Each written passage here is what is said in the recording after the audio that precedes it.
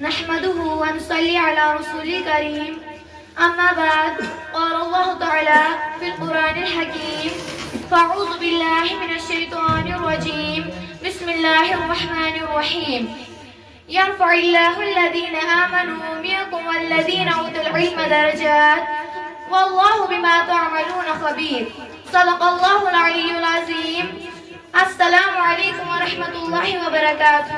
وعلیکم السلام ورحمۃ اللہ وبرکاتہ۔ میں عروجہ نذیر درسگاہ نور سرمری کی طالبات آپ کے سامنے آج کا موضوع اسلام اینڈ ٹیکنالوجی کے حوالے سے کچھ چند باتیں بتانا چاہوں گی۔ میں نے جو آیت آپ کے سامنے رکھی اس میں اللہ تعالیٰ فرماتے ہیں تم میں سے جن لوگوں نے ایمان لایا اور جو علم والے ہیں اللہ تعالیٰ ان کو بلند کرے گا اور اللہ تعالیٰ جانتے ہیں ہر چھپی چیز کو۔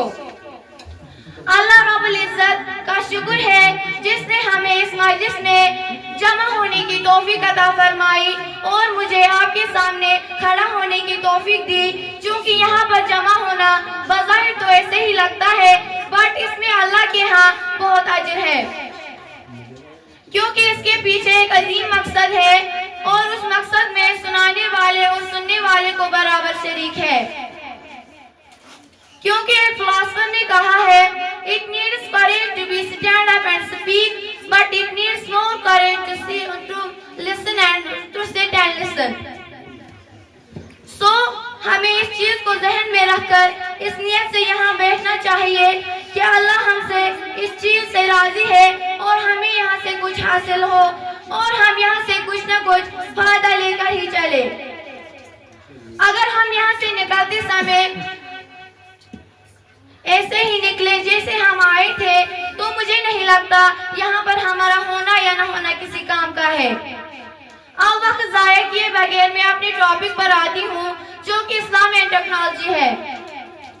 سب سے پہلے تو ٹو بی آنیسٹ مجھے یہ ٹائٹل انکمپلیٹ سا لگ رہا ہے it should be use of technology in Islam either, چونکہ اس مجلس کے آرگنائزر بہت ہی انٹلیکچوئل ہے تو وہ مجھ سے بہتر ہی جانتے ہوں گے۔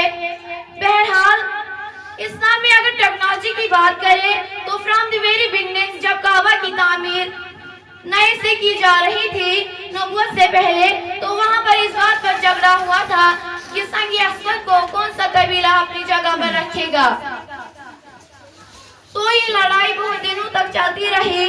میں زیادہ ڈیٹیلز میں نہیں جانا چاہتی ہوں کیونکہ ٹائم بہت کم ہے، تو اب وہاں یہ بات طے ہوئی کہ جو شخص کل صبح کعبے میں آئے گا وہی فیصلہ کرے گا، تو وہ شخص جو پہلے آئے وہ تھے نبی محترم صلی اللہ علیہ وسلم۔ بہرحال ان کو فیصلہ سنانے کو کہا گیا تو انہوں نے فیصلہ سنایا کہ سنگ اسود کو ایک چادر پر رکھتے ہیں اور سب قبیلے ایک ایک کونا پکڑیں گے، تو مسئلہ حل ہوا۔ میں اس واقعہ کو اس لیے دہرا رہی ہوں کیونکہ یہ بھی ایک یوز آف ٹیکنالوجی جو کہ نبی محترم صلی اللہ علیہ وسلم نے نبوت سے پہلے کی۔ اتنا ہی نہیں، جنگی خندق میں خندق کھودنا یہ بھی نیو ٹیکنالوجی تھی۔ مکہ کی پہاڑی پر چڑھ کر لوگوں کو دعوت دینا it itself indicates the use of technology۔ بہت سارے ایسے واقعات ہیں جہاں پر ٹیکنالوجی کا یوز کر کے اسلام کی آبیاری کی گئی ہے۔ رہی بات اگر topic Islamic contribution to technology ہے تو تاریخ میں انگنت ایسے کنٹریبیوشنز ہے جو کہ اسلامک اسکالرز نے دی ہے۔ ابن سینا جو کہ ایویسینا انگلش میں بولتے ہیں is considered as father of medicine۔ انہوں نے میڈیسن ورلڈ میں ایک انقلاب برپا کیا ہے، ان کی وجہ سے میڈیکل ورلڈ میں ایک نئی روح پیدا ہوئی، ان کی وجہ سے۔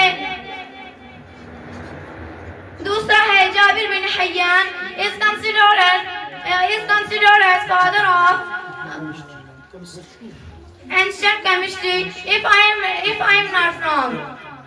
انہوں نے کیمیکل ریئیکشن اینڈ ایکسپیریمنٹس کا کنسپٹ دیا اور ایک ایپریٹس جس کا نام ایلمبک ہے۔ اگر میں یہاں پر ان سب مسلم سائنٹسٹس کو مینشن کروں تو پوری رات بھی کم ہے۔ اتنی ٹیکنالوجیکل سنت دی ہے بقول شاعر، تھے تو وہ تمہارے آبا مگر تم کیا ہو، تھے تو وہ تمہارے آبا مگر تم کیا ہو، ہاتھ پر ہاتھ دھرے منتظر فردا ہو۔ میں چند اور مسلم سائنٹسٹس کو مینشن کرنا چاہتی ہوں تاکہ آپ کے ذہن میں اسلام اور ٹیکنالوجی کا کنٹریبیوشن اچھی طرح واضح ہو جائے۔ الخوارزمی نے الجبرا دیا، البیرونی نے ٹریگنومیٹری میں کنٹریبیوٹ کیا ہے، ابن یونس اور الکندی جیسے بہت سارے مسلم سائنٹسٹس ہیں جنہوں نے ماڈرن ٹیکنالوجی میں اہم کنٹریبیوشن کیا ہے۔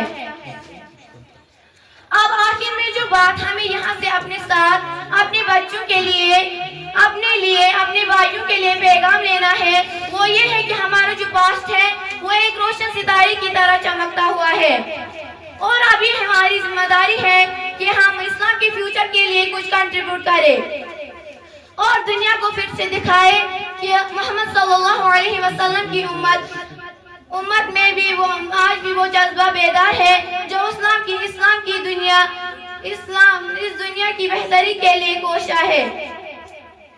اس کے لیے ہمیں اگر کوئی چیز آگے لے سکتی ہے تو وہ ہے تعلیم، مگر افسوس ہم اسی چیز سے دور جا رہے ہیں۔ ہمیں زیادہ سے زیادہ اپنی تعلیم پر زور دینا چاہیے، ہمیں اسلام کو وہ پہچان واپس دینی چاہیے جو یہ کئی برسوں سے کسی گمنام جگہ پر کھو آئی ہے، اور اگر ہم اسلام کو فائدہ نہ دے تو کم از کم نقصان بھی نہ پہنچائے۔ یہی وہ چیز ہے جو ہم اپنے لیے اور اپنی فیملی کے لیے پیغام لے سکتے ہیں۔ تھینکس فی امان اللہ۔